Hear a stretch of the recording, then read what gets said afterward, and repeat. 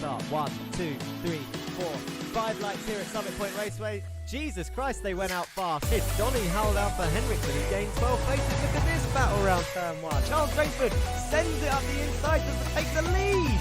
Andy Fox is going to try and hold it around the outside. Jared Kaler's got the inside just with Germany. Makes it through the middle. Henry Morse takes the win. That's Charles Rayford taking the win. Stephen King weaves down the straight and across the line. Donnie Alpha Henriksen, half a second clear. Here they go. Can Kieran break late and hold that inside line?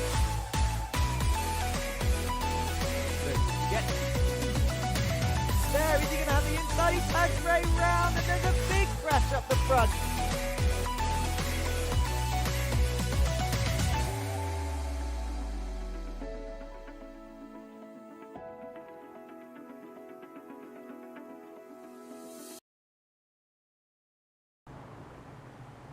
Hello guys and girls, and welcome back to the Racing Line for yet more Jetta Cup action. We are back, that's right, for round 7 of the Volkswagen Jetta Cup, powered by GT Omega Racing.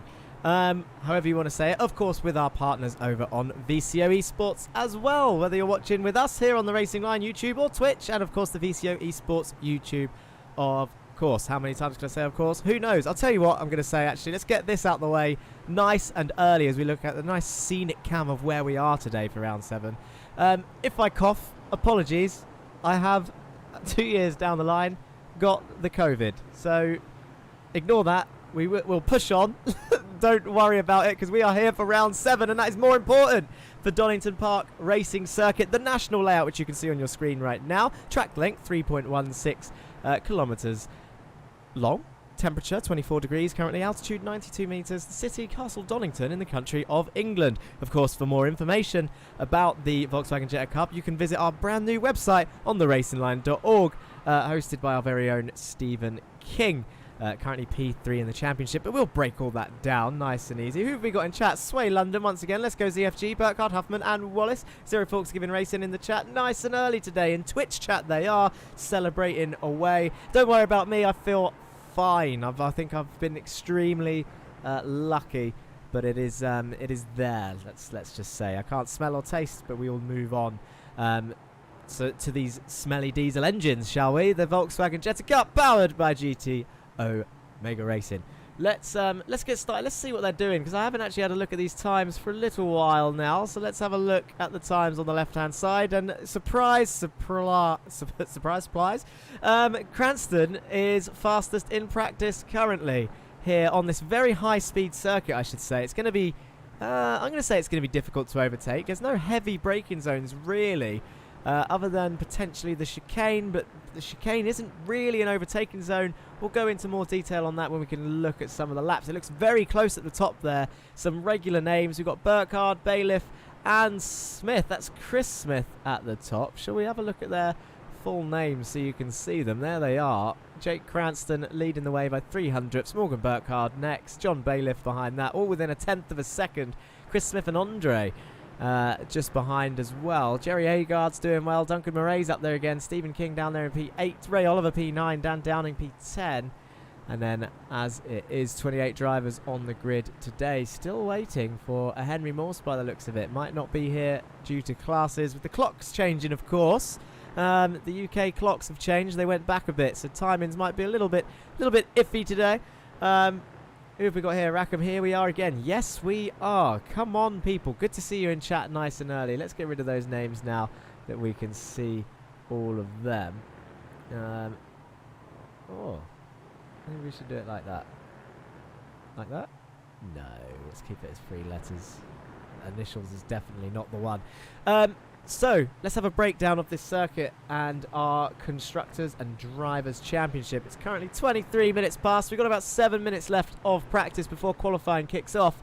And your championship standings, your team standings, look like this. Masters of Talk Motorsport extended their lead despite Jake Cranston not finishing in the feature. He got his first DNF of the season. It was a mistake by himself. You'll see on his number plate he's got a very shiny blade of grass, as it was a small mistake that cost him his race last time out. He blew his engine and down he went, and then more crashes later on. he scored no points. But it didn't matter because Donnie Henriksen got a P2 in the feature and hauled just as many points.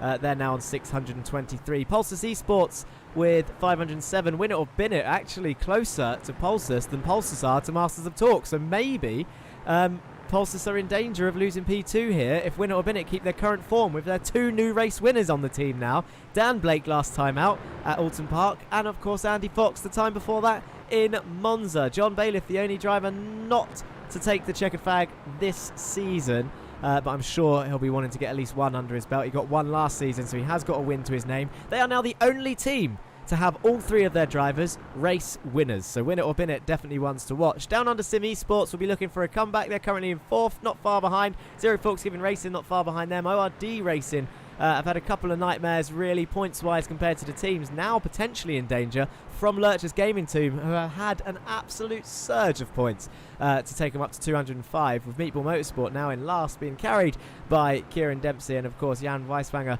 trying to claw those extra points at the bottom end to help them retake Lurch's P7. The drivers' standings looks a little bit tighter than that, to be honest. Who've we got in chat? Lurch's the 7th firefighter. Yes, they are. Jetta, Alex. I can't say that to in heck. I can try it. Alex Hifradikiteta. There we go. Don't know where the accent came from, but there you go. Let's get the birthday win, Alexander. Is it Alexander's birthday? He didn't let us know that. He should have, because now we've said it on stream if it is. And if it's yours, then happy birthday to you too, in heck. I don't know, but there we are. Championship standings look like this. Jake Cranston, despite not finishing in the points in the feature, still has quite a decent lead. I think Morgan closed on him by just over 20 points after doing well in both races, but 313 points the lead to 276. Stephen King now in P3, 1 point ahead of Jared Kaler after an absolute nightmare. Donnie Henriksen, Austin Farr, Alexander Vanderbalder, John Bailiff, Dan Blake and Kieran Dempsey round off your top 10. 169 points for Kieran Dempsey. Chris Smith, Henry Morse, Josh Germany, Ryan Smith, Carl Ridley, Jack Lewin, Andre Mayerek, Jeremy Agard, Jesus Mundre and Sam Van Os round off your top 20. You can see in the points there, everyone is fighting for an extra position here. There's so little gaps between drivers in the standings that everyone is just looking to climb that order. You've got a quick shout out actually to Henry Morse, who disconnected during the feature race last time out after a top 10 finish. That would have bumped him up, but it was not to be. The equivalent of an engine failure, I guess, in the gaming world. Who have we got next? Ike LeQuay on same points as Sam Van Os, Duncan Murray, Dan Downing, Greg Otley, Ray Oliver round off your top 25. Andy Fox, after a race win, bumps up to P26 with Martin Wallace and Jameson Huffman right behind. Christian Rivera and Dan Thornton take P29 and 30 at the moment, with Jan Weiswanger only 2 points behind for P31 and Sebastian Hallwacker at the bottom with our only non-point scorer this season. Peter Holmes Music said it's Eloise's birthday today too. Happy birthday if that is true. I know what you're like. You can be untrustworthy sometimes, this Peter Holmes Music, but I'll give him the benefit of the doubt and say happy birthday anyway. And of course a shout out for him paying for a super chat a couple of rounds ago. Let's get a little bit closer to the action, shall we? We've had enough of scenic cam. Let's get closer to see some of these cars. Oh, well, there's the pit lane. How long is left of this session? 4 minutes to go. Let's go and see someone driving round. Got Burkhard, Mayerek and Oliver all together on circuit. It's so close. Bailiff put in another quick time there, only 7 thousandths behind Cranston with a 1:18.7. That has to be with Slipstream. I can tell you right now that without Slipstream, a decent time would be...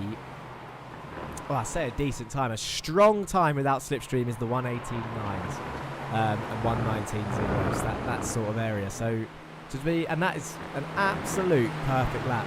So to do 0.7s with a little bit of Slipstream, it's worth about between 2 and 4 attempts, depending on where you are on the circuit. It's not bad. Morgan currently using Andre Mayerek and Ray Oliver up ahead for the double dose, although Ray Oliver seems to... Yep, there he is. Bit of off-roading. Rally driving for the down under mindset car. Still off. He's going to struggle to get that back on. There he is, all the way out there. I wonder, is Morgan going to make a move here into the chicane? There's only 3 minutes left of practice. Off-road and still going, says Turenheck. That's right. Best way, really, around here. If you're going to go off, keep your foot in and just try and rejoin safely. If you don't think you can... Oh, he comes into the pits. He didn't want to finish that lap. Oh, I have that for a camera view of the pit lane. Is anyone still out there? Stephen King. I'm going to try some new camera views today, I think. As we're looking at the Pulsar Esports car of Stephen King, currently in P7, only a 1/10.5 off of the fastest time, and he's down in 7th place. Absolute madness as he climbs up the hill towards the double blind, right? And then this is the shot I wanted to get in the race when they're all coming down, because I think it will look amazing. Look at that, look. As you can see, Chris Smith, then Stephen King, and Christian Ribeiro back there in the background, coming down the hill into the tight chicane. Look at the sausage curves on this bad boy. One, misses that. Just about misses that. That was very tidy from Stephen King there. Very tidy indeed. And he comes into the pit, so everyone testing their pit lane entries before practice is up. Jerry Agard looks like he's doing a practice start down the end there. I think it's time to have a quick look as the session goes into changeover in a second. Should we have a quick look at our track map and see where we are? Just so that you know where we are in the schedule. Here we are. We're on round 7. So we had the Japanese-Australian leg, Tsukuba and Okayama and Oran Park. The first 3 rounds are triple header and then a break. And now we are on the last race of our European leg. We went to Austria, followed by Italy, and then 2 rounds in the UK. Alton Park last week and Donington today. And then it's a break week one more time before heading to the final triple header of the US of A. Lime Rock Park Road, Atlanta, and Watkins Glen Cup. In terms of where we were last time and how we got here, this is the nice short journey, actually, from the UK. There we go. Driving across in a little minibus. You can see Chesterfield and Mansfield up there, which is where Joshua Germany and Dan Downing are from, up in the top of the screen, over to just near Derby, which is where Donington Park is. Should we see that again? Let's just have a closer look. Can we replay that? Yeah, we can. There we go. There you are. Just a little coach journey from near Chester over Stoke. Well, he's not really following the roads, that minibus, but a bit of off-roading, just like Ray Oliver. Ray Oliver's driving that minibus. There we go. In terms of the track, let's have a quick breakdown of the track before we get started. It's Donington Park. It's in the UK. 3.14 kilometres, this says. 1.95 miles. It is 3 sectors with the tight little chicane. Very fast as they all come flooding out the pits. I'm sure you can hear it in the background. 2 overtaking zones, although I kind of disagree with one of these now. The speed trap is coming into the chicane. Turn 1 is definitely an overtaking zone. I actually think the second overtaking zone is probably more likely turn 7 than the chicane, because it's a very difficult place to overtake. 10 turns in total, established in 1931. It's an old circuit indeed. But yeah, 2 main overtaking zones. Realistically, quite a difficult track as they're all high speed corners, as qualifying has now got underway, as you can see here. Let's get rid of that schedule. And I wonder, could we get that nice little shot of everyone from qualifying? It looks like some of the Masters of Torque cars are leading this little train. Donnie Henriksen, that is, followed by Jerry Agard.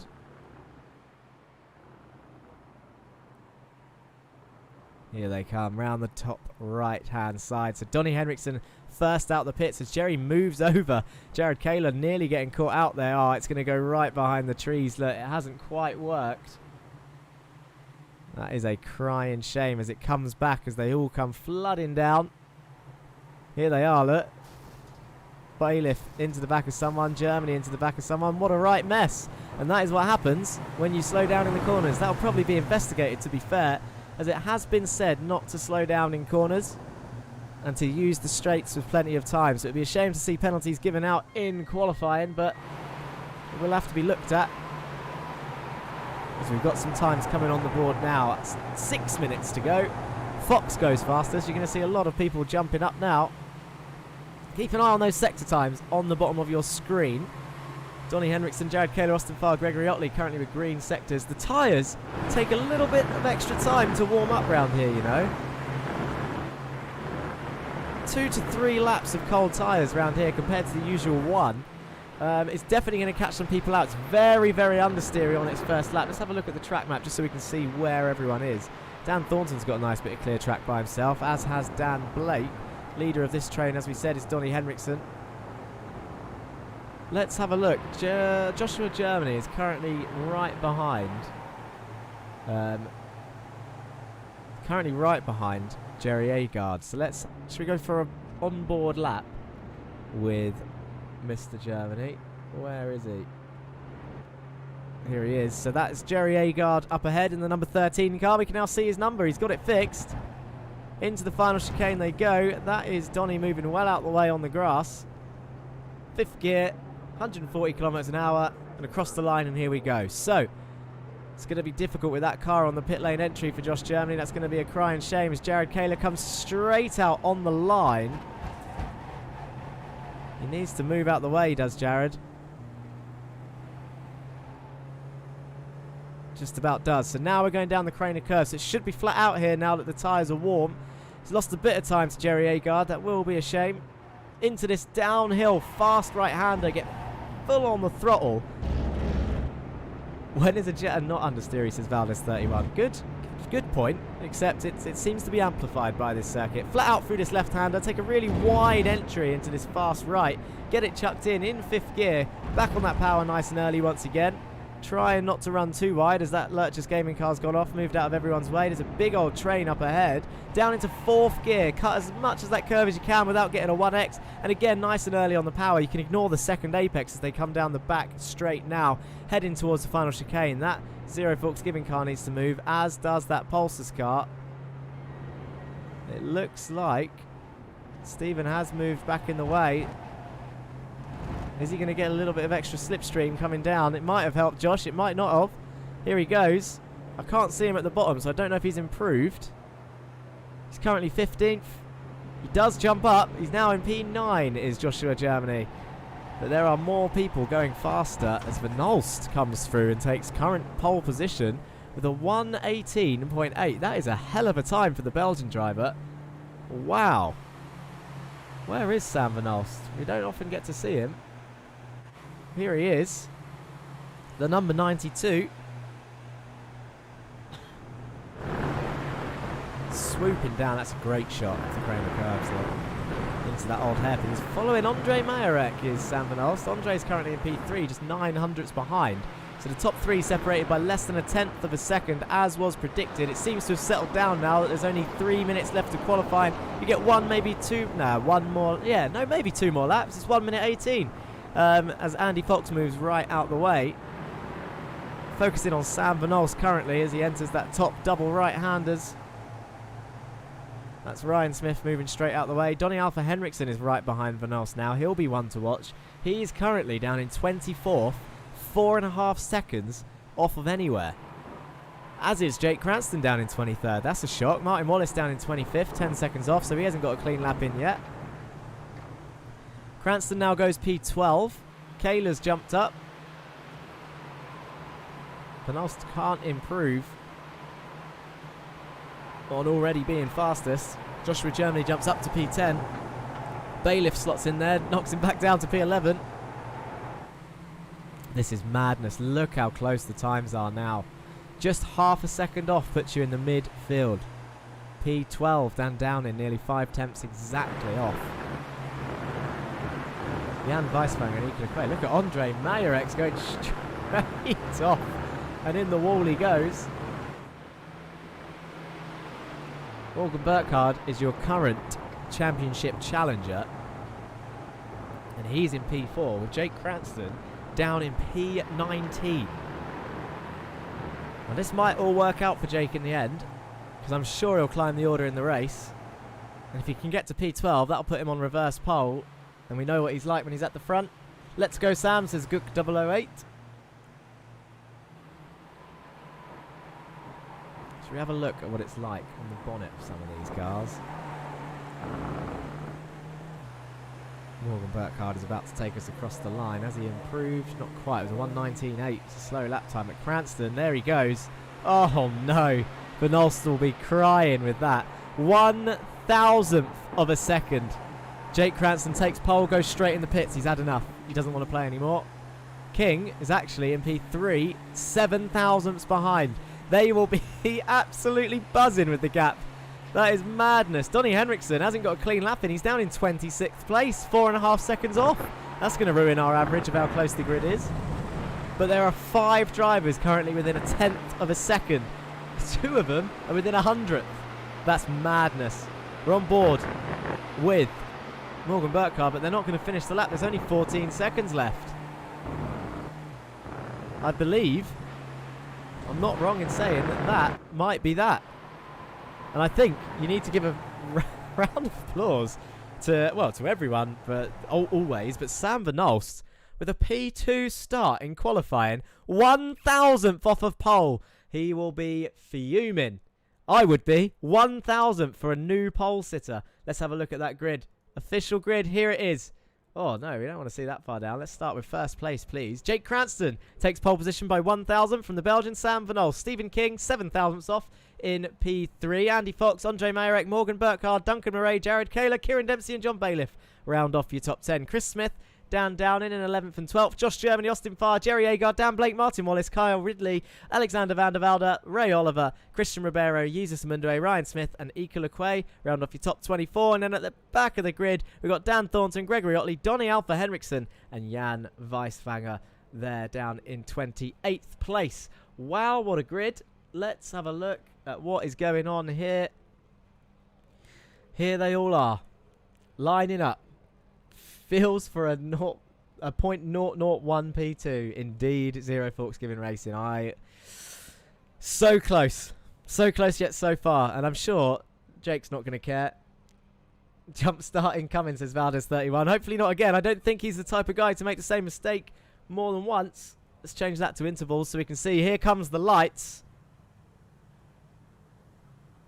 3, 4, 5 lights, and away they go. There's a lot of wheel spin. They're going to have cold tyres. Like I said, it would have been difficult to start, but Cranston looks like he's got a hell of a start as he slots in front of Van Olst. King might have the inside line for turn 1, but can Van Olst hold it round the outside as they come through? Is anyone? I think Jake Cranston has slid wide. He has. Jake has slid wide. Sam Van Olst takes the lead with King on the inside down the crane of curves. Is he going to slot in? Andy Fox is looking feisty next to Andre Mayerek as they come down through 2 and 3. You need to brake early here because this is where it's going to get feisty. But Jake Cranston loses a few positions. Into the old hairpin they go. Loads of cars sweeping down and it looks fairly safe as there's ORD and Meatball Motorsport going side by side there. That's Kieran Dempsey and Chris Smith, I think. Dan Downing with Carl Ridley in the midfield as well as they all come sliding up the hill. Stephen King taking the lead from Sam Van Olst. Andy Fox in P3. Morgan Burkhardt in P4. Andre Mayerek P5 with Jake Cranston for company. He's going to try and go around the outside. Can we get that nice little camera? Is it going to work or is it going to go behind the trees? Here it is. Stephen King. It's going to go behind the trees. I know it. I don't want it to. Come on, come back. Come back. Here they all come down that back straight. Just behind the building. There we go. Out they all come. Look at all those Jettas down there into the final chicane. And it looks like everyone's surviving. There's a slowdown for a down under car back there. Duncan Murray. Is that Duncan Murray making moves there in the midfield? I believe it is. He's in P8 at the moment, so he's going well, is Duncan Murray. And this is Andy Fox and Sam Van Olst. So Andy Fox puts in on the pressure for P2, but he goes wide. And Jake Cranston is going to move up into P3 now. But there's another car there. That's Morgan Burkhardt, who might have followed Foxy there. But the gap now, Stephen King leads by 7/10. Sam Van Olst needs, I'm willing him to keep that position. Could he get, can we see another podium sitter this season as there's more cars potentially going off track at the back? You're going to see a lot of 1Xs there. Jesus Mundure looks slow through the old hairpin, but Jake Cranston piling on the pressure, shoots up the inside of Sam Van Olst, who's going to try and hold it round the outside. He does. Can he get the extra run into the next double right-hander? They've had a little bit of extra practice this time round. Has it paid off? Sam Van Olst moves up into P2, keeps that position. RIP Lurch's Gaming, friendly fire, says Valdez31. Jake Cranston now on the inside with Morgan Burkhardt around the outside. These two are going to try and go side by side into the chicane, and that is utter madness, but it has been done. Morgan Burkhardt, Dan Thornton's in the pit, so something's happened to him back there. And Morgan Burkhardt, Duncan Murray's round. He's going to come back into the order. That's going to be a nightmare for someone, and it is. It's John Bailiff has been tagged round, and now there's going to be a big old pile up. There it is. Jerry Agard's involved. John Bailiff, Jan Weisfanger avoids it. Oh, we're going to have a re-look at that. Who's moved over on who? Someone's moved over on someone on the straight as Jerry Agard comes into the pits with a blown engine. Duncan Murray, let's have a look at it. Going to move over on Chris into the braking zone. I mean, they're still side by side. The crash hasn't happened yet. Or is it Joshua Germany from behind going to hit someone? Oh, it looks like Duncan moves left into the braking zone. Round he goes. They actually haven't entered the braking zone yet. And this is where it all kicks off. He's on the grass now. Fox bounces over that curb. Majorek survives. Kayla's lucky. He's on the brakes. He's trying to stop, and Bailiff has nowhere to go. And bang. I think... Oh, no. Chris does get tagged as well. Joshua Germany. Is he going to make it through? Kieran Dempsey's coming through. They're going side by side. Carl Ridley is that in the number 79. That's Austin Fart. Oh, and then the winner or bin it of Dan Blake. Jerry Agard. Bang. Nowhere to go. Alexander Vanderbalder. Dan Downing coming through. John Bailiff having to turn around. There's a Zero Forks giving car. Ryan Smith involved. There's Kyle Ridley. Just keeps piling in. What a place to crash. Let's go back live. Catch up with what has been going on. Stephen King now has a 2-second lead. And this is still happening into turn 1. Jake Cranston and Morgan Burkhardt, your 2 championship rivals this season, with Jake Cranston in the lead of the championship. Morgan Burkhardt in P2, not far behind him. They are fighting it out with Sam Van Olst being the absolute cork in the bottle, still holding on to P2. A group of 4. Look how the field is spread out now after that one crash. They were all doing so well. Jake Cranston really can't get anything done. He's trying, though, as he now goes into the inside slot for this corner. Morgan Burkhardt's going to have the inside for this next right-hander, though. As Jake Cranston picked the right driver to follow, he's going to change his mind and follow Morgan Burkhardt through, is he? Not quite. He's going to stick behind him now, not make it 3 wide, as Andre Majorek nearly loses it on the dirt in the background there. Greg Otley's having a cracking race as well. He's up there somewhere, although it's showing in P26, so maybe a lap down. Yeah, definitely a lap down. That's a shame for Greg. I wonder where he got caught up. Maybe in that crash. Morgan Burkhardt being pushed along by his championship rival now. Sam Van Olst, is he going to try and hold it round the outside of the chicane? He is going to try and hold it. He does hold it. He's on the inside. Gets a bit of a push from Jake, who's now going to come under pressure from Andy Fox in the win it or bin it car. Down the straight they go. Morgan needs to cover that inside if he doesn't want Jake to absolutely send it. Jared Kaler has nowhere to go as they're going 3 wide. Sam Van Olst on the outside of Morgan Burkhardt into turn 1. Morgan Burkhardt needs to try and brake later and get the run. He does. Sam Van Olst loses P2, and now he's got Jake Cranston on his inside. Can he hold Jake Cranston off? He does. Sam Van Olst is going to keep P3, but Morgan Burkhardt moves up into P2. So Sam Van Olst, can he hold on and be the new podium series? It's only halfway through this race as Andy Fox slides off the track into the grass, and Jake Cranston now on the outside of this next run. Sam needs to try and keep the slipstream of Morgan, and Jared Kaler's having a decent run back there with Andre Majorek as well. Jake Cranston now has the inside into the next right-hander. He tries to brake late. Sam Van Olst is going to keep holding it around the outside. He does. They try leaning on each other. What a fight indeed for P3. Jake Cranston brakes, thinks better of it, and slots in behind back for the straight. I can see Henriksen and Wallace going at it in the background for P13 and 14. But at the moment, we are watching the fight for P3, which is absolutely keeping our entertainment. Greg Otley is somehow still in this fight in this top 10, so he would definitely be up here if he wasn't involved in an earlier accident. Joshua Germany's back there in P8. Sam Van Olst, though, putting up the fight for his life for a podium sitter here. I tell you what, he's absolutely holding off the current champion, as Wallace and Henriksen are still swapping places back here.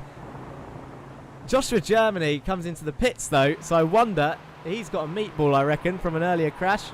That's a shame. We just mentioned he was doing well. And these two, side by side again into turn 1. Down the crane of curves they go. Jake's going to try and hold it. Can Sam fight back into the old hairpin once again? He's got the inside line, which is going to turn into the outside line. Oh, it's going to be tight through here. It's a very fast corner. Sam Van Olst holds it around the outside of turn 4. And look at the run Jared Kaler's got as a result. Jake Cranston might even have a slowdown there. If he does, he's going to have to move out the way of Andre. I don't think he does. I think he might have just had a ruined run. That's what happens when you go side by side here, as Andre sends it up the inside and can't hold it. The outside line is king around here. He is on form for sure, is Sam Van Olst. Still holding on to P3, but he's got the feisty driver of Jared Kaler in his nice Beer Nuts pink made for me livery behind him. But Jake Cranston's not going to settle for P4. He's going to want another podium to his name, as he's already looking to the inside of the chicane. There's a mindset down under Sim Esports car spinning back there. That was Austin Fine. It looked like it was by himself. He'll be gutted with that if it was by himself. Maybe he went too wide on the exit and touched the grass. That's what tends to happen, and he tumbles down the order. Bailiff moves up another place as a result, though, so he won't be too angry with that. As we go behind the building, Sam Van Nolst still holds P3. Your race leader, we haven't seen him all race. It's Stephen King, 3.5 seconds clear of Morgan Burkhardt. They're all trying to close the gap to Cranston, who's currently in P5, behind Kayla Van Nolst and ahead of Majorek and Fox, he's had an absolute surge of form over the last 3 rounds. And if anything, he's put himself in stupid positions for the first half of the season, and he's absolutely fixed it. Apart from a slowdown penalty last round, which we won't mention, will we, Mr. Fox? And hopefully he's not going to get any this time round. Sam Van Nolst, 2 tenths ahead of Jared Kayla, who's being pushed by Jake Cranston. Into the next corner they go. Sam's going to have the inside, though. Can Kayla send it around the outside? No. Cranston's on his inside, though. He's going to take that position back. Oh, can he hold it? I'm going to run out of breath. We're on lap 7 of 10. We've got 3 laps left. Kayla's on the outside to this right-hander. Can't quite get it done. There's a bit of contact with Majorek there. They keep it on track.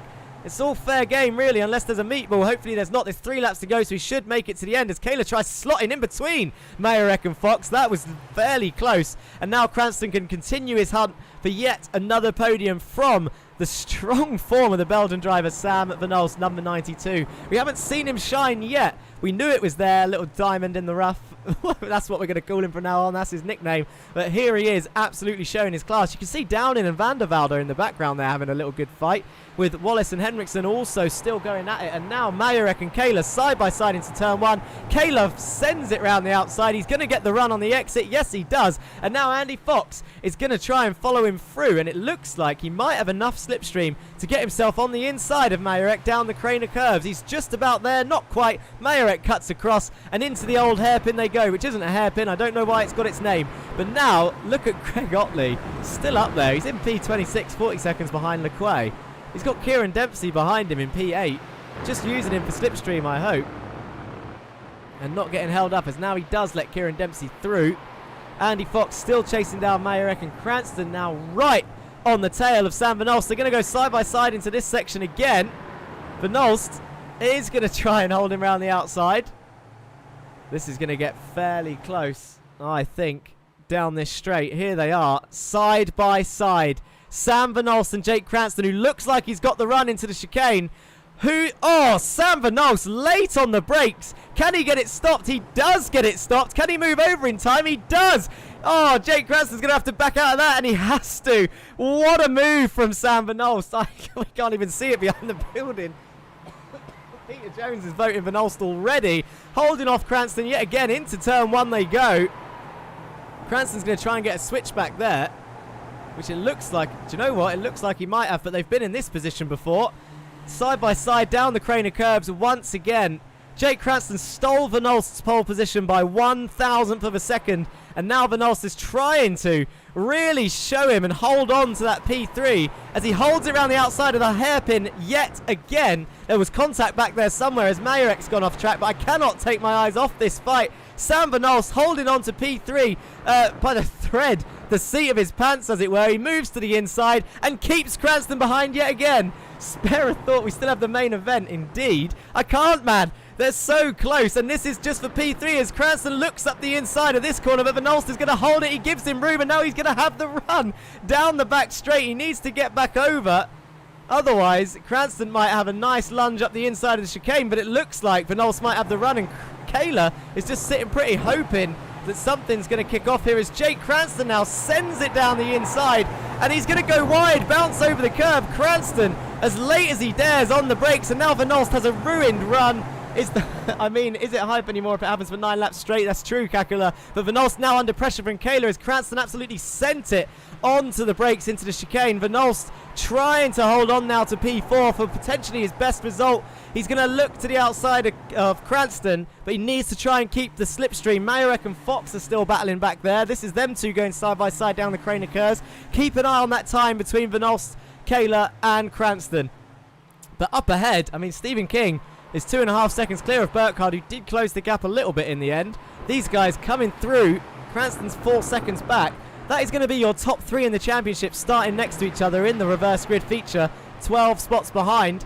as Kayla's looking around the outside of Van Olst up ahead, and Fox is going to have a look around the outside of Andre Majorek into this right-hander. Down in the ever. The opportunist is going to look up the inside, but backs out of it. Doesn't get the run. Andy Fox is going to have the run, though. Round the outside of Andre Majorek. Can he hold it round here? We're going to miss the lead across the line at this rate as Andy Fox tries to get the run. Where is your leader? He's coming into the chicane. Don't worry, I will go back to the Andy Fox, but Stephen King, a dominant performance in our sprint race for Donington Park, weaves down the straight and across the line with Morgan Burkhardt in second. But your battle back here, Andy Fox did not get it done on Andre Majorek, and Alexander Vanderbalder up the inside, bounces over the curb. That's going to be a slowdown. Andy Fox is going to try and get that position back. Who's that in the Masters of Talk car? That is Donnie Henriksen after a shocking qualifying. Moves up into P8.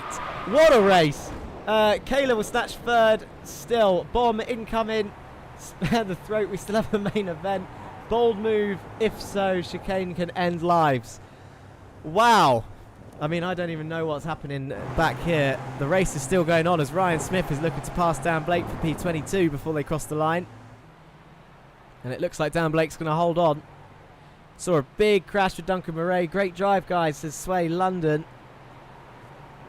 What a race. Jeez, says Tuinheck. Indeed, indeed. Spare a thought for Sam Van Olst. 2 temps off of the first podium. Wow. I will need a drink before we look at those results. In fact, I can get the results on.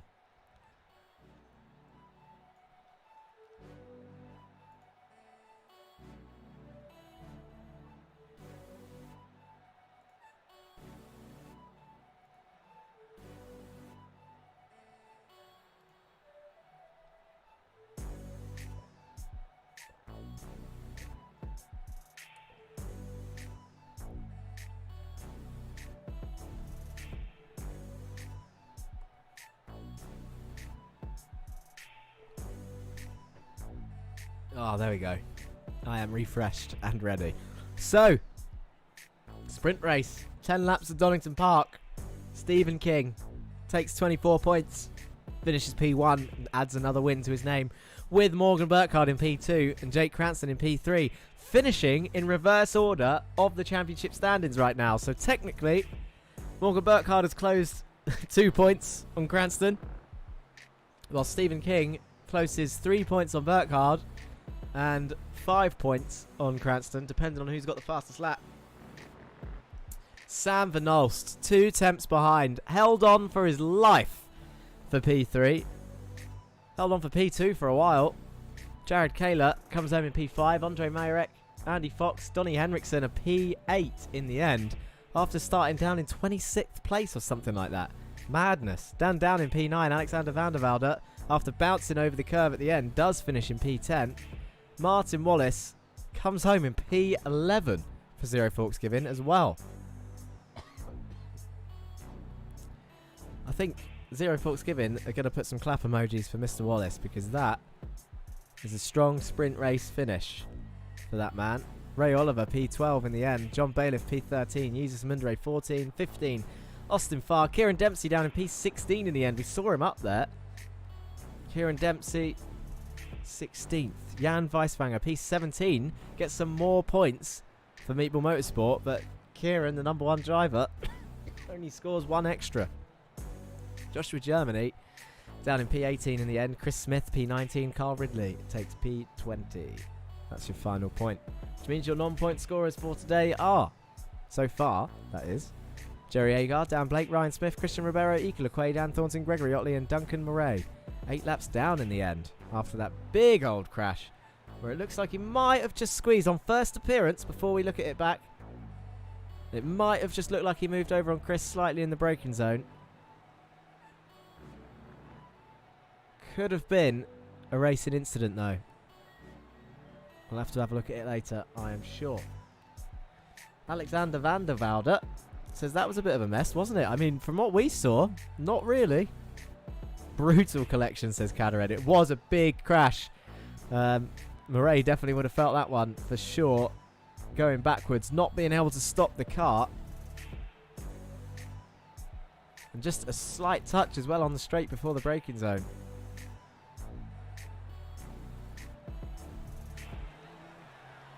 Let's get rid of those results now.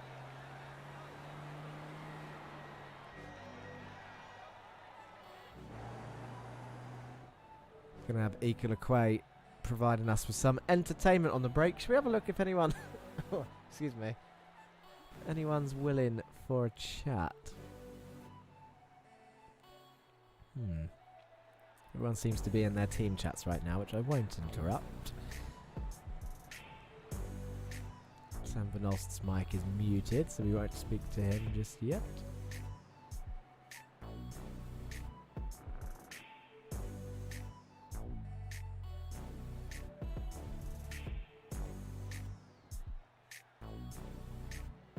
I do love this swooping shot as he comes up the double right-hander, Equal.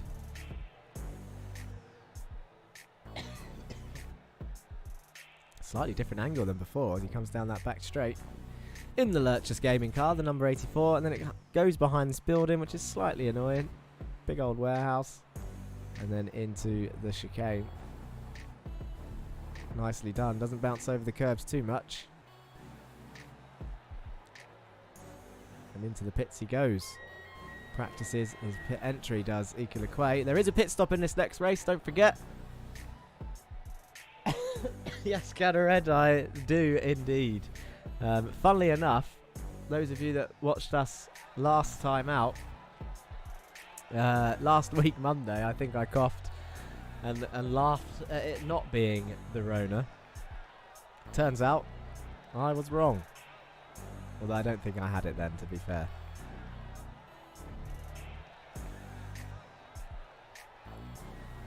You guys currently have 4 minutes left. Grab yourselves a drink. I think we're going to need it to try and get all the action in this next one. We'll try and see if we can catch all the further fights back, because I'm not watching those podium fights if it's going to be like that all the way through the race. Remember, the feature race is longer.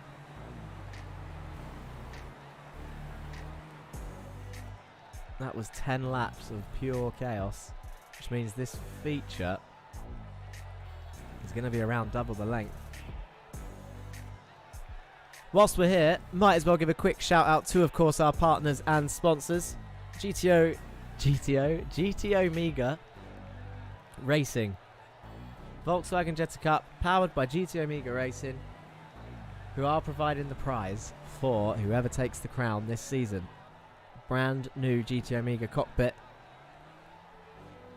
for these desk racers that we have. Not all of them are desk racers, but we've got a few in the top that are.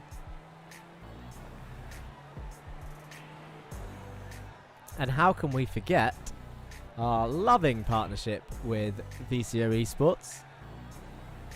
We've got people over there watching on their YouTube channel right now as well.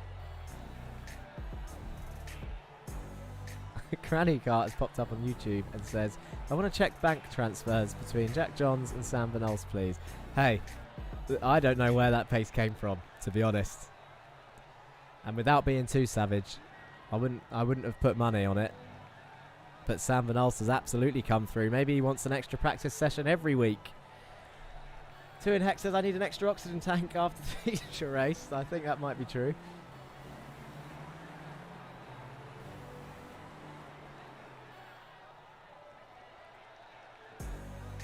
But I have a feeling that I know who might get that Driver of the Day vote today. But we haven't seen the feature yet, so don't cast your votes just yet. Because it's all to play for with the double points round next. Pit stops. Twice as many laps. A reverse top 12, which we'll have a quick run through of the grid just as we go. Ellen Brown says, I second that. PayPal receipts. What are you moaning about? You got a podium. Not only did you steal the man's pole position, but you stole his podium too. You can't let people succeed. Granny Cart and Ellen Brown. Don't worry about it. I'm sure Sam Van Olst won't mind too much. But do not come at me if he puts up just as much of a fight in this next round. It's if anything, we need to apologise to the other 28 drivers on track because of how fierce that fight was between Cranston and Van Olst. We hardly got to see anyone else I know Dan Thornton had an issue out there somewhere because we saw him down in the pits first. We saw the big crash with Duncan Murray and Chris Smith. That involved quite a few number of drivers into the chicane. But Duncan Murray, after the spin had happened, was just out of control. He had the brakes on, just couldn't get the car stopped. John Bailiff was the first casualty of that. As the checkered flag comes out, which means it is now time. It's going to take us over to the feature race. Here we go. Cranny Kart better run his way back to that car as soon as he can. Let's have a look at your grid. Ray Oliver takes your pole position with Martin Wallace in P2. Alexander Vanderbalder, Dan Downing on the second row. Donnie Henriksen and Andy Fox on the third row. Andre Majorek, Jared Kahler, Sam Van Olst, Jake Cranston, Morgan Burkhardt and Stephen King round off the top 12. The rest of the grid is as so. John Bailiff, Jesus Mundre, Austin Farr, Kieran Dempsey, Jan Weiswanger, Joshua Germany, Chris Smith, Carl Ridley, Jerry Agard, Dan Blake, Ryan Smith, Christian Ribeiro, Ike LeQuay, Dan Thornton, Gregory Otley and Duncan Murray rounding off the field in P28.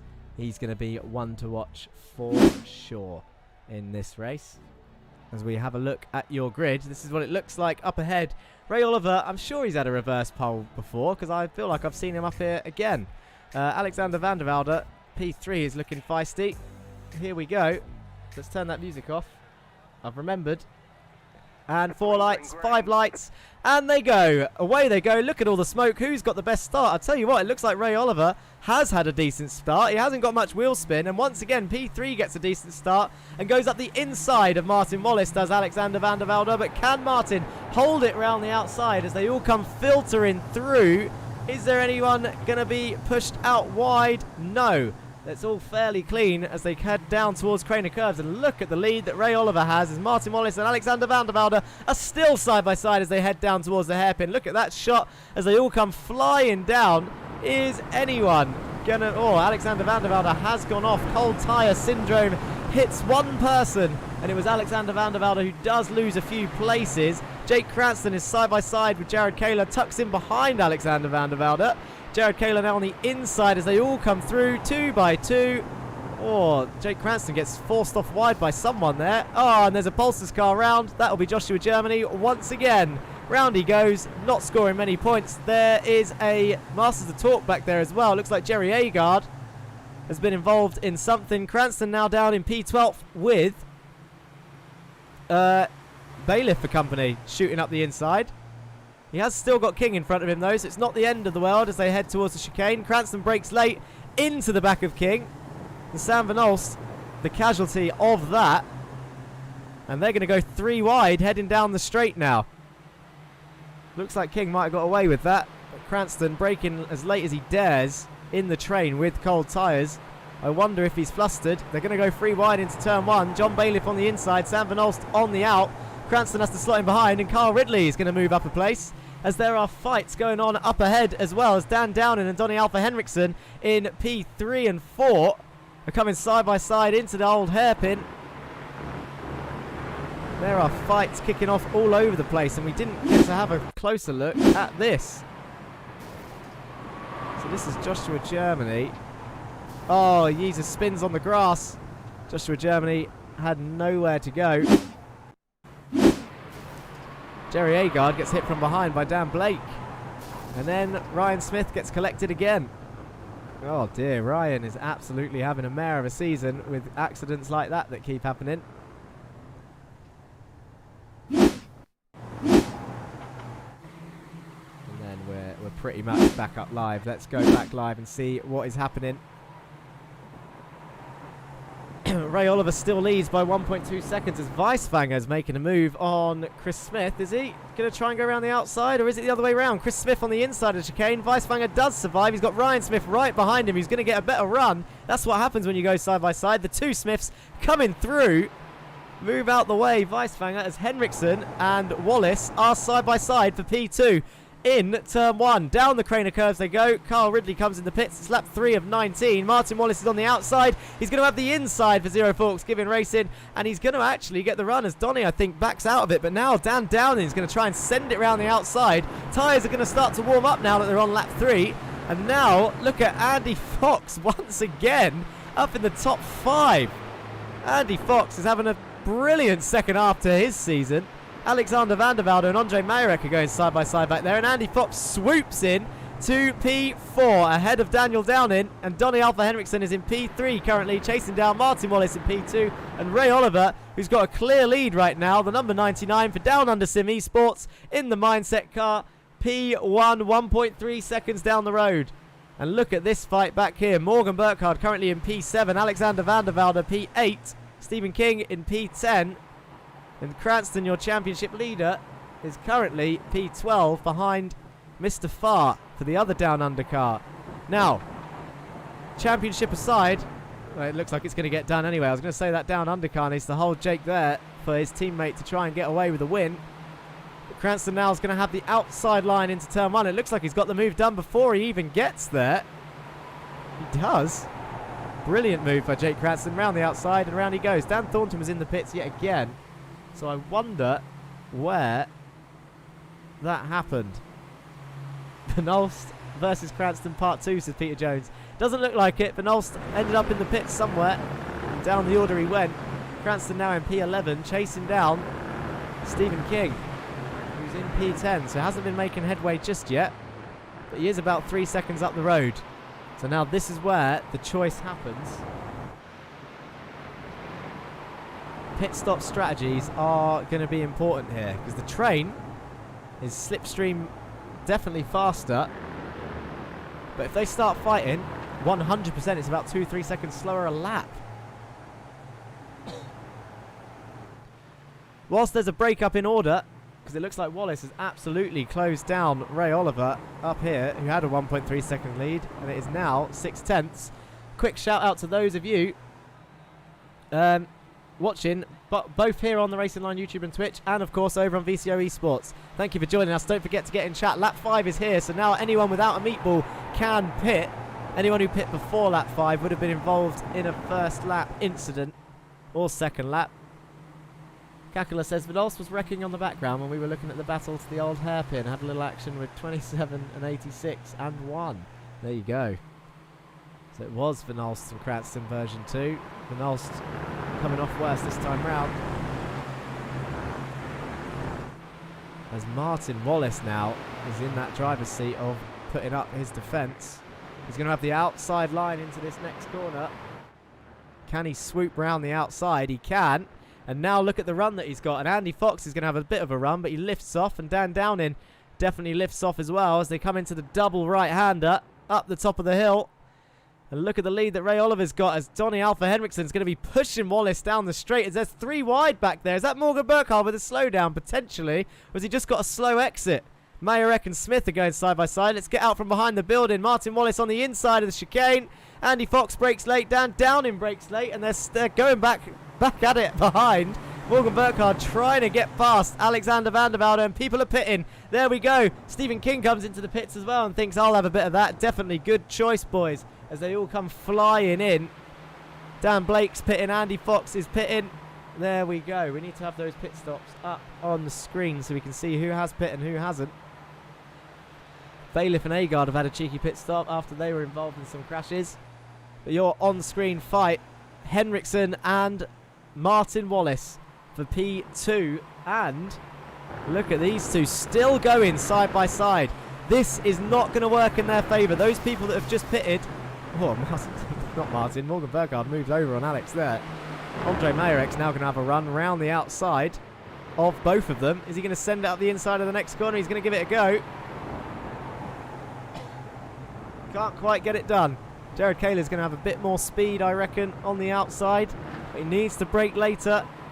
Oh, touches. Turns in a little bit early on Majorek. That might be a meatball. If I was him, I would pit right now. But look up ahead. Martin Wallace and Henriksen going at it again. Henriksen on the inside of the chicane. Here they go. Brakes as late as he dares down Henriksen. And I think Wallace thinks smartly and backs out of it. Who's going to come into the pits? Henriksen does. Wallace continues. Ray Oliver still in your lead. Christian Ribeiro comes out in front of him, down in 27th place. Ray Oliver takes the inside line. Christian needs to back out of that and not hold it, otherwise he'll find himself with a penalty and a potential quali ban. getting involved in the lead fight we don't want to see. Where's Henriksen going to come out? We need to see the track map, really. There it is. So Downing, Fox and King have pit. Here they come down the straight. It's going to be close. Downing goes up the inside. Fox is going to take it as well. Sends it on the brakes. Oh, a bit deep does Fox. Henriksen's going to be pushed wide onto the grass, and Stephen King's going to get the move done as well. I would say, at first opinion, I don't know who was over-optimistic there. Was it Fox on the brakes or Henriksen trying to keep that position after coming out the pits? I hope it's not a meatball, though, because Henriksen is on strong form right now. Cranston's found his way back up into P6 somehow, but he is behind Kayla. But Downing, Fox and King are your lead pit stoppers. Cranston is just pushing. He's not fighting at all. He's playing it smart. He's an intelligent driver. He's your current championship leader. At the same time, we've seen Kayla put up some very strong fights before. Because we're already on lap 8. Do you know what? Didn't even realise. Didn't even realise as Kieran Dempsey comes into the pits.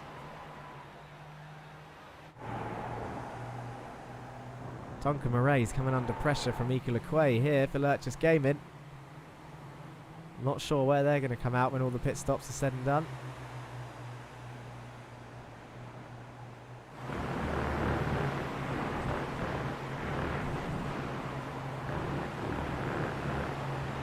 Love talking about the mindsets of drivers.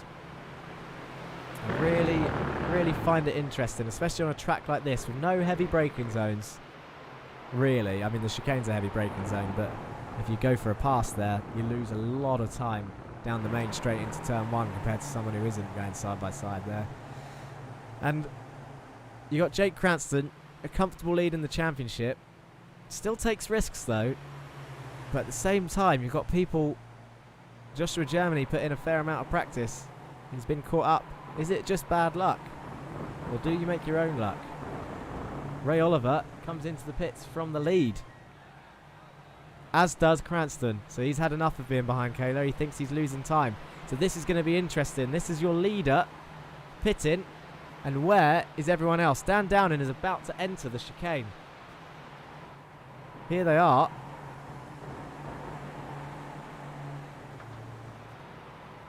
Cranston's left the pits already, and Ray Oliver is just about to leave, but Cranston might pass him in the pit stops. It's going to be tight between those two. Ray Oliver does come out in front of Cranston, but everyone else comes through. So these guys still in the top 6 or so, but Ray Oliver does come out ahead of Cranston, but he's going to go wide straight away, keeps it on. Fair play, that man, for Down Under Sim Esports. It looked like he was going off there. Andre Majorek and Kieran Dempsey have stopped as well, are right behind, but your lead fight is this fight here. Daniel Downing leads yet another feature race, just like Monza. We've seen him have pace. Can this be the one? Is this the one for Daniel Downing? He's got 10 laps to hold on to it as Andy Fox is blinking by the looks of it, and Stephen King currently in your net P3. And that is Donnie Alpha Henriksen for Masters of Talk in P4. So it's going to be a big points haul as Jake Cranston looks to be making moves already on Ray Oliver. Up the inside, can Ray get the run down the back straight? Jake moves over on him. He did not want him getting that run at all. Is Ray going to send it up the inside? He's going to give it a go. Good lad, here he goes. Who's going to brake later? Jake Cranston or Ray Oliver for Down Under Sim Esports? Ray gives it a go. Can't quite get it done, and Jake Cranston does hold on to it, braking as late as he dares into the chicane. But Ray Oliver might actually have a better run down the main straight. So into turn 1, this battle is going to continue. Ray Oliver looks to the inside. That's not going to work. It'll have to be around the outside if you're going to give it a go. Or is he going to try it? Gets ever so close on the brakes. He had pace here, did Ray Oliver. Can he now show it by staying in the slipstream of your championship leader and getting that position back? Behind, Kieran Dempsey is chasing down Andre, and you've got a couple of win it or bin it cars here. This is John Bailiff and Dan Blake. As the pit stops are sorting himself out, I'll tell you who I've missed. Morgan Burkhard has come out at the pits in the lead. How's he done that? He's done his pit stop, and there he is.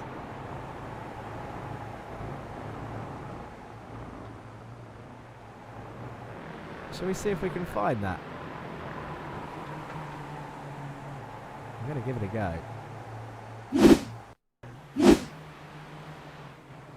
Nope, that is already him in the lead.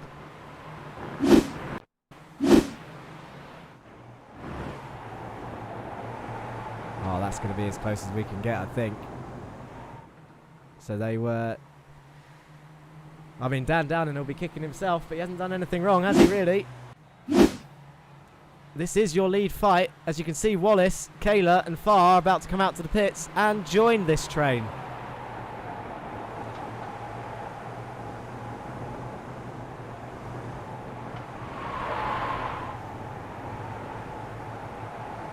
Ray Oliver going down the order. There he is.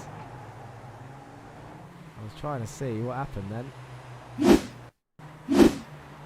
Has he been hit from behind? I think he might have. Yeah, Kieran Dempsey hits him from behind. Round he goes. That'll be a shame for both the Australian and the Irish driver.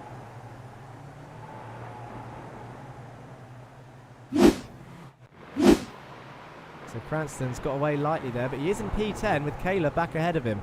So people coming out of the pit stops, there's only one person who hasn't stopped right now, and that is Christopher Smith, number 83, who is coming into the pit lane now, as I say it. There he is. You see his name at the bottom.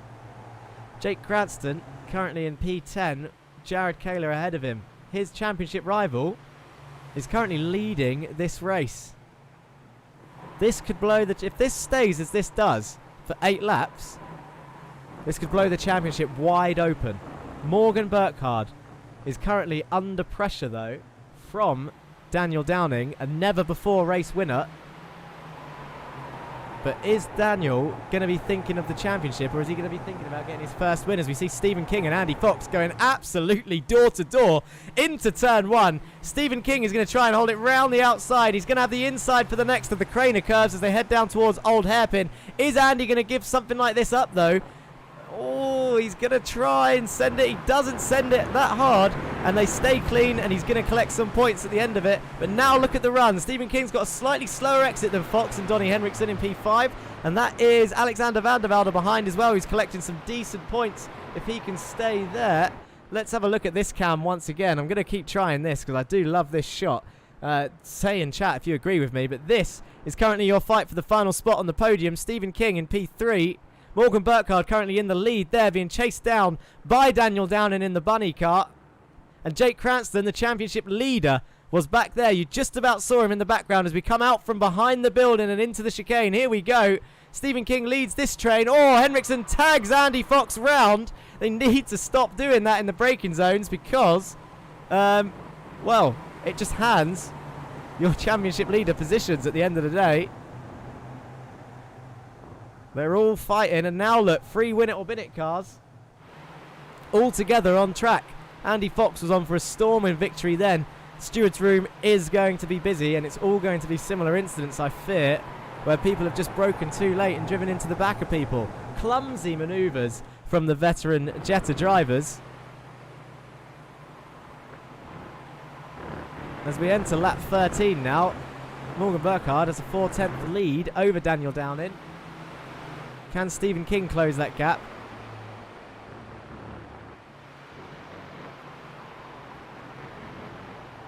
It's currently 1.2 seconds. Donnie Henriksen is absolutely clawing some more points for Masters of Talk. Kayla and Chris Smith are battling behind. Cranston has... Oh, look, there they go, off on the grass. You can just about see it. Andre Mayerek. Oh, I thought he was going to send it then. Didn't. Jake Cranston now 2 seconds behind Martin Wallace. Duncan Murray is having a right old battle again back there. He's off on the grass.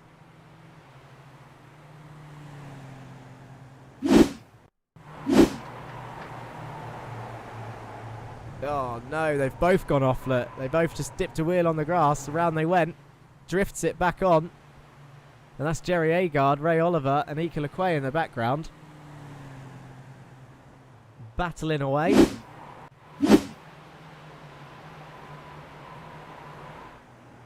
Morgan Burkhard started. He's gained 10 places, as has Chris Smith actually, here in P9. The only person to gain more is Duncan Murray, who's still up 11 places, even though he's in P17.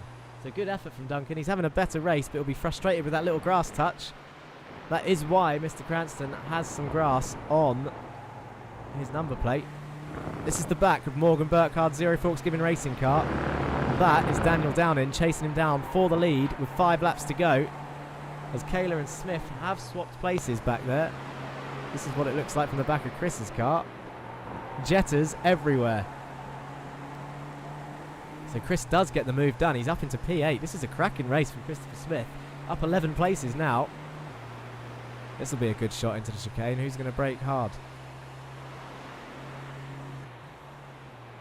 Fair play to Jared. He broke at the right point. Andre's going side by side with a down undercar. Is that back there? And Chris Smith absolutely keeps on it.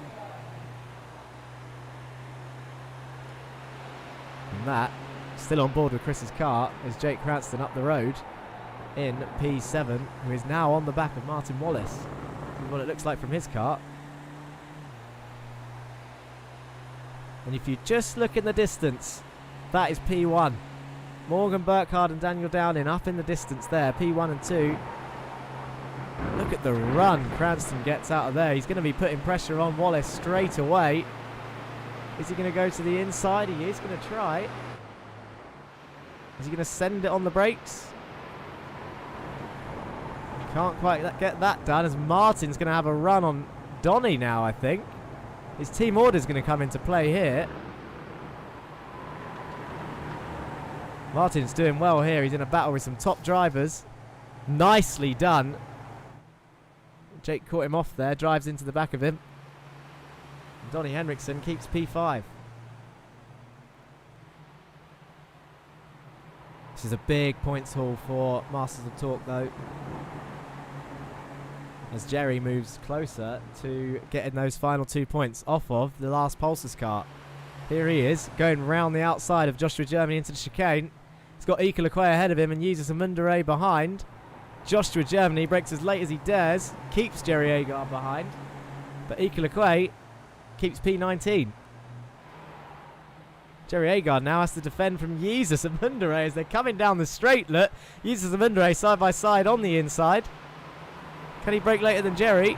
He does. Jerry's going to try and hold it around the outside. Can't quite get it done. He's going to go off on the grass. And he's going to lose another place, is Agard, to Kyle Ridley. Oh, he doesn't actually. Ridley slots in behind. That was fairly close. But back on with this battle. Martin Wallace still under pressure from Cranston. And the more they fight, the more Christopher Smith and the gang back there catch up. This is going to be interesting. Who's going to brake later here? Wallace on the inside, Cranston with the run. We've seen Cranston do this move before. Does brake late. Wallace lets him have it. It's another position for your championship leader. Up ahead, Burkhard looks comfortable on lap 17 of 19 with Downing behind. King is pushing hard. Alexander Vanderbalder. Oh, look at Jake Cranston there, trying to get more moves done. He actually backs out of that, thinking that something's going to go wrong. And that is the new Cranston that we haven't seen yet, where he's taking less risks. I think he would have kept his car there if he wasn't under pressure right now. As Donnie Henriksen keeps it round the outside. Oh, the old hairpin. This track has been absolutely brilliant for racing. It's a shame with some of the accidents, as Jake is going to try and push Donnie into the outside line of this corner, but Alexander Vanderbalder is absolutely having none of it.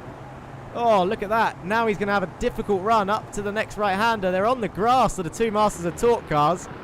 Into the next right-hander they go. It might be a slowdown for Alexander Vanderbalder as he cuts that curve as much as he dares. It would be a shame if it was. He's going to have the inside line to the chicane. Jake Cranston pushing through his teammate, working together here on lap 17 of 19. It could go horribly wrong, though. Alexander Vanderbalder on the inside, side by side, bounces over the sausage curve. They do survive. They continue this fight. Wow, side by side into the chicane is not something we thought we would see in racing speed. But now look at who's joined in.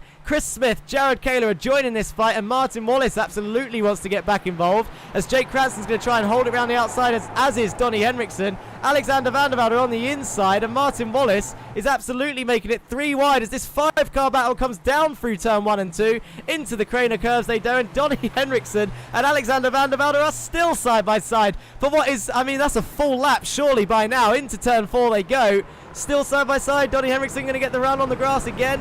Yeah, potentially he's going to rejoin though. Jake Cranston's going to have to back out of something there. Alexander Vanderbalder carrying the speed through, position swapping left, right and centre on the overlay. And Alexander Vanderbalder, it's 2 by 2 as they go into turn 7 up towards turn 8. Donnie Henriksen's on the grass again. Martin Wallace is just picking his lines and trying to make the most of this. As Alexander Vanderbalder, they touch there. Is that Jake Cranston? Martin Wallace looks like he's lost the rear end. Does he hold it? Yes, he does.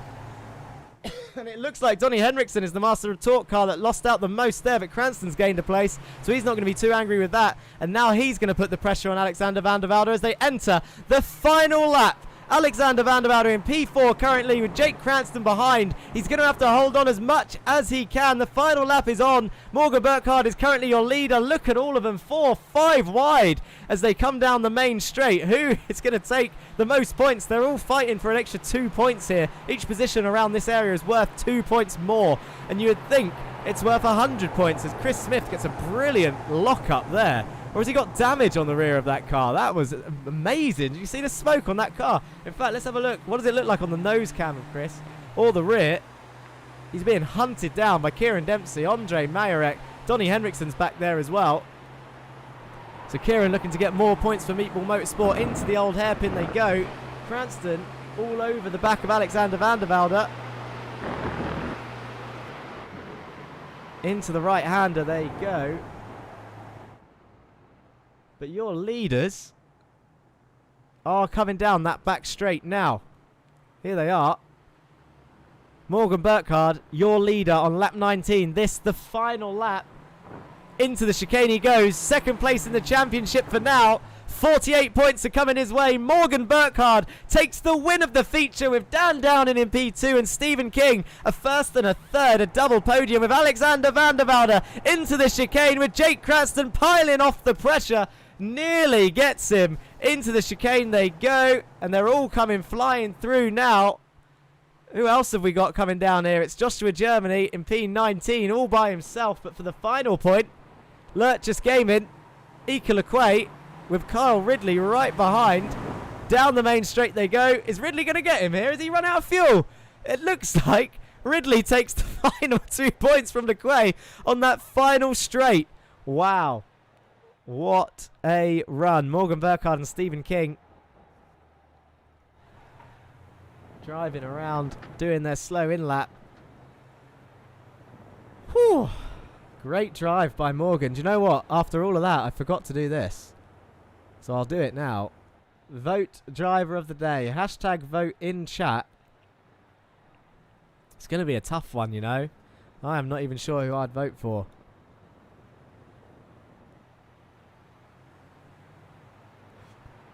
And ZFG Morgan Burkhardt gives us some celebratory donuts.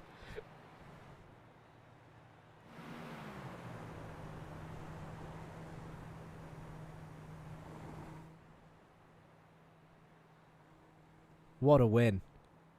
What an absolute win.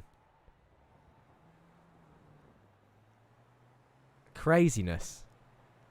And it's good to see some donuts, actually. We don't often get to see some celebrations. We see a couple of weaving down the straight. Many of them are so tuckered out from the race, they tend to escape. But I think we just need to absorb this guy a little bit longer.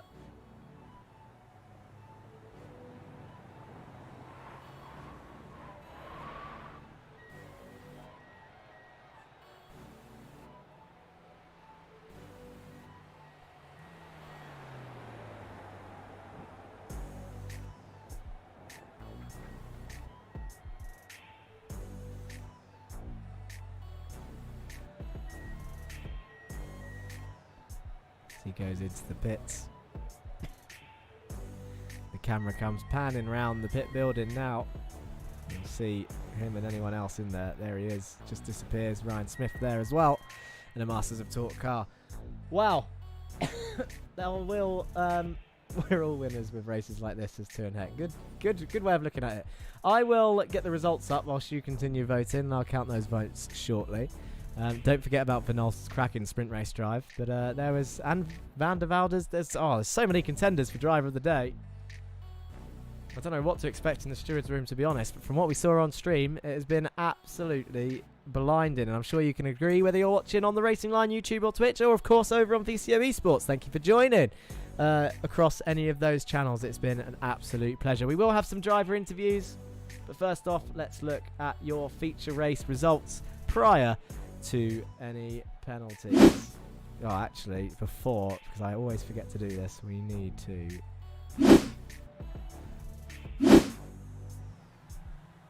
get this going. There we go. Now we can show the results. Morgan Burkhardt takes your win. Number 1. Zero Forks Given Racing, 48 points. Daniel Downing gets his P2 podium. Wasn't quite the win that he wanted, but he's finally shown that he can do it. He got plenty involved. He had 2 championship rivals around him. Stephen King was chasing him down in the end, just couldn't do it, but he did get 38 points. Alexander Vanderbalder put on a stern defence on Jake Cranston in P5. That is a further 16-point gain for Morgan. Oh, I've done it again. Morgan Burkhardt. I can't believe it. There you go.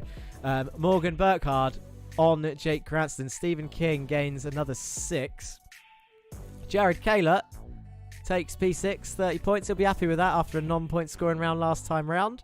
Austin Farr, P7. He went under the radar today, the Down Under Sim Esports car, but he done all right to get back up there. Andy Fox, I think, will be slightly disappointed, but yet happy with a P8 finish. He was definitely on for a higher finish and would have been involved in that fight with Cranston, I reckon. But there he is, P8. Kieran Dempsey does get some Meatball Motorsport points in P9. Martin Wallace comes home with P10 in the feature race. He's woken up, has that man. He's got 3 rounds to go, and they're all in America after break week, so we'll be keeping an eye on him for sure. For Zero Forks Given Racing, they've definitely got a lot of points today in their constructors fight. Donnie Henriksen finishes P11 in the end after coming off on the grass towards the end. Dan Blake P12, Ryan Smith and Duncan Murray does get some decent points in P14 with John Bailiff in P15. Ray Oliver will be disappointed after the touch from Dempsey in P16. Andre Mayerek, Chris Smith, Joshua Germany and Carl Ridley round off your top 20. That is 3 Down Under Sim Esports cars in the points, however, so good effort from them. 2 Win It or Bin It Racing cars in the points, 2 Pulsars cars in the points, 2 Masters of Torque cars in the points, and your 1 Meatball Motorsport ORD Racing 2 cars as well. Chris Smith in 18th and Ryan up in P13. Your non-point scorers for the feature are as follows. It was Jerry Agard down in 21st. Ika LeQuay finished 22nd in the end. It looked like he ran out of fuel on the line because we saw Kyle pass him and Jerry just got past him too. Jan Weiswanger, 23rd this time round. Sam Van Olst after an absolutely amazing sprint down in P24. Greg Otley, a round to forget for that man in P25. Christian Ribeiro, P26. Jesus Amundere down in P27 in the end. And Dan Thornton, a lap down in P28. We'll see what happens and mention what happens to Dan in the next stream. So he's had an absolute nightmare today for sure. Contact, I believe, in both races for him. A very high-speed circuit, so it's difficult to call on stream for sure. Who else have we got in chat? Who have I missed? In fact, I think it's time for driver of the day, so we can get rid of this as we have a look at some slow-mo shots of the cars coming through on lap 1. There is Dan Thornton still in the race on lap 1, so he's back there with all the ORD cars. This is where Jerry goes round. Your driver of the day then. Let's have a look, see. Let's have a look at these votes.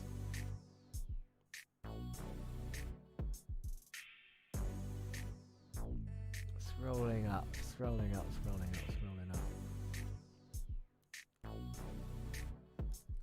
There needs to be a poll that works across all sites. I can do it on Twitch, but then it's not fair on the YouTubers out there Shane Burke, honestly, the best racing in sim racing. That is a great comment, sir. Thank you for that. Loving this, he says. Top 10 for Wallace, a 0 Fox giving racing. Vote Burkhard. Here we go. Here's the vote. So 2 for Morgan, 1 for Alex, 1 for Farr, 1 for Duncan. I believe there was 2 for Alex, 2 for Morgan, 2 for Alex. I'm sure there was 2 for Sam in the earlier race, which means it's a tiebreaker. We need an extra vote. Morgan, you can't vote. Alex, you can't vote. We need one more vote for either Morgan, Alex, or Sam. Who is your driver of the day? Other drivers can vote. It's the people voting. Morgan Burkhard for 0 Fox giving racing, Alexander Vanderbalder, the independent driver, or Sam Van Olst, the independent driver, after his stern performance. Oh, look, here's everyone crawling out of the woodwork. Look, Alex, Morgan. That puts Alex in the lead by 1 vote. Anyone else want to chip in? Alex again. There you go. That is a deciding vote, I think, Aleki. Alex, it is. Alexander Vanderbalder takes your driver of the day. Duncan says voted Sam. Voted the safety car, says Biggie Morello. Sam closed up and would have been drawing 100 messages. There you go. It's too late, people. It's too late. We need to call it. Oh, hang on. Here they are. Look, here they all. They're all spamming chat now. It's too late. We've called it. Driver of the day has ended. Alexander Vanderbalder does take driver of the day, and Sam Van Olst, the very close second. After, well, 2. Both. I'll tell you what. You know what's funny is they're both getting voted for the same thing. Both of them are being voted driver of the day, not only for having fans, but for holding off your championship leader, Jake Cranston, as much as they could. Sam Van Olst put a stern defence up in that sprint race, and then Alexander Vanderbalder holds on to P4 in the end for Cranston. Amazing stuff. Really was. Right, let's do interviews. We need to do interviews, and then we can get yourselves going, and you can all continue with your night. I think we should start off in the right place with our feature race winner. We saw him celebrating, and rightly so. Morgan Burkhard, welcome back to the comms box. How are you feeling? I am feeling amazing tonight. Coming into this qualifying 6th, I didn't think I was going to have a second and a first. So I'm really glad that I got it. And, well, more than anything else, glad that I beat Jake. That's it. So it's not only a good result, but you did beat your championship rival, which is the important thing. It looks like a big points close, potentially, today. I think Jake finished P5 in the end in the feature. He was on the podium in the sprint, if my memory serves correctly, but it doesn't take away from an absolutely solid drive. And you caught us off guard a little bit. We was watching the pit stops in the feature. It looked like Dan Downing was in the lead with King behind him, and it just didn't clock where you were. We saw you battling whilst they were in the pits, so we thought you were going to come out behind. And, well, proved us wrong, because you came out about 6 tenths clear and then just kind of held it. Yeah, I noticed, because I was in the train, the lead pack going into the first round of pit stops, and I wanted to pit, and I saw everybody else pitting, so just like, all right, I'll just hold the clean air, and it worked, and I played the pit stop right, and I took enough fuel, and then after that, it was just keep pace with Dan and try and make a bit of a gap. How close did you cut it with fuel in the end? Was it a decent amount? It was about a lap and a half, 2 laps towards the end of extra fuel, so not really close, but yeah. Plenty indeed. Well, I mean, I can't work it out in my head right now. I'll probably start noting down the points gaps for the final 3 rounds. We're going into a break week next, so you can have a little bit of a relax. The clocks catch up to us during that break week, so we're back to normal in terms of UK and American time, and we've got 3 American tracks for the final. Is this good news or bad news? Well, given that I like all of them, I'd say it's good news. I've had good luck at Lime Rock in the past. Road Atlanta is one of my favorite tracks, and I think I had my maiden pole last season at Watkins Glen, so I'm pretty excited for the last few rounds. Perfect response.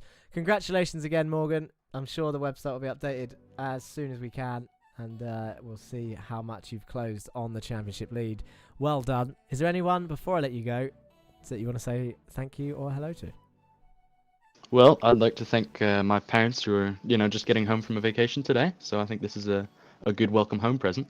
Um, and I'd like to thank the rest of the Zero Foxgiven racing team for having me along for this ride. It's a lot of fun. Sad that Jameson couldn't be here today. He's got other stuff to deal with, but yeah, it was a lot of fun, and I'm thankful for them. Thank you very much, Morgan. I'm sure we'll see Jameson return for one of the rounds in the final at least. But thank you for your time, and we'll speak to you again soon. I hope so. There he is then, your championship rival, Morgan Burkhardt. Let's speak to...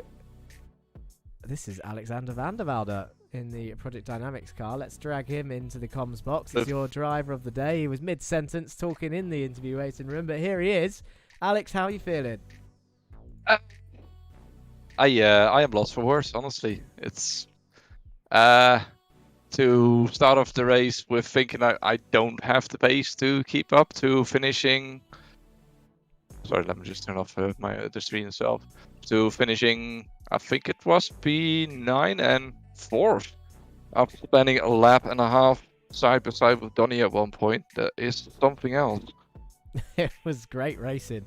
It really Oh, was. man. I think, yeah, like you said, a lap and a half with Donnie was absolute madness. The outside line giving that slightly better run, but at the same time, you were just holding tight and not letting him sort of keep the inside momentum going. And then obviously towards the end, everyone started getting bunched up with how much you were battling. Everyone caught you guys up, and then Donnie sort of, I think, turned in slightly early off on the grass he went, and you had Cranston in his place chasing you down. 4P4. How was that holding him off? Oh man, because at that point when we were side by side with Donnie for like a lap and a half, Jake was caught up and he was trying to push Donnie past me as well, working the team game, of course, which is fair play. But when I had a little kerfuffle with Donnie up at the hill, sadly, I suddenly realized that Jake was probably a lot faster than me. It would make easy work off of me, but I just managed to keep it a little bit wider than I usually do, and he let me live. Let's put it that way. Let you live. He did. It looked really close into the chicane. We just about cut to it in time because we was watching you guys, and then we had to cut to the leaders as they crossed the line, and then just about when we got back to you, you were entering the chicane, and he was just kissing you through there as you bounced over the sausage curves, but you held on, and you got driver of the day for it as well. Sam Van Olst was close, but for the same reason, holding off Cranston in the sprint race. So before I let you go, obviously congrats again on your results, but is there anyone you want to say hello or thank you to? Yeah, I'd love to say wanna thank Ulle, my friend from work, for shouting me along. Same with Rutger, who's a really old friend of mine. And a shout out to my soggy boots. I've done a 12-hour kart race yesterday, and the last 2 hours that I drove, it was pissing down in the rain, and my boots have still not dried up. Oh, there you go. Well, hopefully they'll dry up before your next kart race. Do you wear them in the really hope Jetta? so. Are you wearing them now? I do wear them right now, yeah. Oh, well, there you go. You've just done all of that. Maybe you need soggy boots more often. Let's just wash them in the shower or something for the next round. we got a break week next, so we'll speak to you in 2 weeks maybe for the American final leg. Definitely. See you then. Thank you, Alex. Thank you very much. There we go, Alexander Vanderdander, as he's called in Discord. We need to speak to someone else. I guess it's only right that we speak to... Hang on, there was someone requesting a chat. We've interviewed Rain God Alex. Got a couple of people complaining about hurt backs and bumpers from chicane braking, no doubt. It'd be nice to talk to Sam, and we got Stephen in the chat as well. We'll do 2 more interviews. We'll grab Stephen King for a quick interview here. Stephen, how are you feeling? Well, first of all, mic check. How does that sound? Is that a bit better than earlier? It sounds, I'm sure it's as good as we're going to get for now, whilst we wait for your new adapter or whatever it is. But tell us about your race, Mr. King, because it was definitely hectic, but I believe both of you have closed Cranston after today's round. Yeah, it looks. I mean, me and Morgan have managed to get double podiums each. That's a huge point all from both of us. So, I mean, me especially, I'm going to, absolutely run away from this track as quickly as I can now. especially with some of the issues that other people have been having or heard. That it wasn't the most peaceful racing out there, should we say. But now I'm absolutely over the moon with that. That's all we could have done. We come in, try and close the gap to Jake, and we both managed to do it, so that's great for the championship. It's surprising, and I look forward to watching back in the stewards' room at exactly what was going on at further back, and I'm sure there will be penalties as per usual. But from what we saw on stream, it was, again, pretty much like Alton, actually. From what we saw, it looked like some very high speed and fair racing, apart from the odd sort of like big incidents from small mistakes. The one from Duncan springs to mind in the sprint race where he just kind of rubbed with Chris Smith, but then he was backwards at 100 odd mile an hour entering the chicane, so he couldn't really. Wow, I'm yet to see this. That sounds exciting. Yeah, it was a big one, and John Bailiff was the first one to get collected by the reversing South African car, but once that initial contact happened, as we've seen, once those crashes start, there's very little that can be done. In fact, Duncan was a victim of it last time out with Jan on the grass, who couldn't get it stopped. I'm trying to think of another one. I've seen Sam Van Olst go flying off at Craner Curves in the feature, but I didn't actually quite see what happened there. But all clean from your end at the top end, and no real issues. No, that's it. It's funny you mentioned mistakes, because it was 2 mistakes which ultimately ended up me getting the lead in the sprint race. You know, I've never seen a rear end get so loose on a Jetta before into turn 1 for Jake. I don't know how he managed to do that. And then, you know, the classic, the downhill braking zone for the old hairpin. You know, you have to bring your braking point back at least 150 metres. Yeah. Sam didn't bring back enough, and I managed to get the run on him there. But yeah, like you said, it's not so much a track where there's not really that many huge braking zones, is there? You don't really scrub off speed. So when you are side by side and you're scrubbing off more speed, it makes such a huge difference. You lose the train. It's all about keeping momentum. It's really fast. It's classic. It's British, just like Alton Park, really. But with Alton, you had that hairpin, which closed the gap back up again. But yeah, like I said, I'm running away from this track as quickly as I can, because I never foresaw this amount of points. I really didn't. Well, it was great to watch, and of course we're going to leave you to it. We're going to speak to one more person. Congratulations again on the double podium and another race win to your name. Is there anyone, before I let you go, that you want to say hello or thank you to, and when are you going to get a new mic? Well, it's an adapter jack. I've got the mic. I just need the adapter. I mean, that'll be on Amazon. That'll be back tomorrow, so don't worry. Okay. Yeah, shout out to Sean, my girlfriend, again. I know she's suffering in bed. She's not feeling the greatest. And you know, shout out to our sponsors and VCO Esports who partner us, and Amiga Racing as well, who sponsored the series. Thanks to them. Thank you very much, Stephen. We'll speak to you again soon. Take care. Bye bye. There he goes. I think it's only right. We're going to have to bring him in, but I'm not sure if he's going to notice. We'll give him a chance to unmute and deafen his mic. I want to quickly grab hold of Mr. Van Olst, if I can. I mean, he didn't have a great feature, but he had a cracking sprint. I'm not sure he's going to notice in time, to be honest, guys and girls. I know he's got a lot of fans waiting. Is he going to notice? He's watching the stream, I doubt. Should we give him... Well, how long should we give him? We'll give him 5 more seconds. Ready? 5, 4, 3, 2, 1. Nah, he's not going to make it. He's not at the door, as it were. But it's worth another mention. He had a cracking sprint race, I'm sure. That is pretty much all we've got time for then, guys. Just one more look at that finishing order of your feature. There you go. It is break week next week, so we are not here for your Monday entertainment. Please bear that in mind. But then, of course, we return on the... Oh, no, don't forget this. How can I forget the date? I do this every time. There it is. On the 15th of November, we are back for Lime Rock Park and the start of our final triple header. We're at the final already. 7 rounds down, 3 rounds to go, and I believe it's going to be closer than ever with that round that we have just seen. Lime Rock Park, Road Atlanta and Watkins Glen Cup. 2 of those tracks we have visited before. Road Atlanta, a hunting ground for Mr. Cranston, so that will be where we see his comeback, I'm sure. And Watkins Glen Cup was last season's finale as well. So if you want to see what's potentially going to happen in those 2 rounds, then you can go and check out Season 1. Either on the website, theracingline.org, or over on the Racing Line YouTube channel. Thank you once again to VCO Esports for joining us, and of course GTO Mega, who are partnered. Thank you very much, Sway London, for your compliments in Twitch chat. Great broadcast. Have a great night all. As usual, that's pretty much it from me. If I don't see you on track this week, then I'll see you next week for the next video here on the Racing Line. Peace!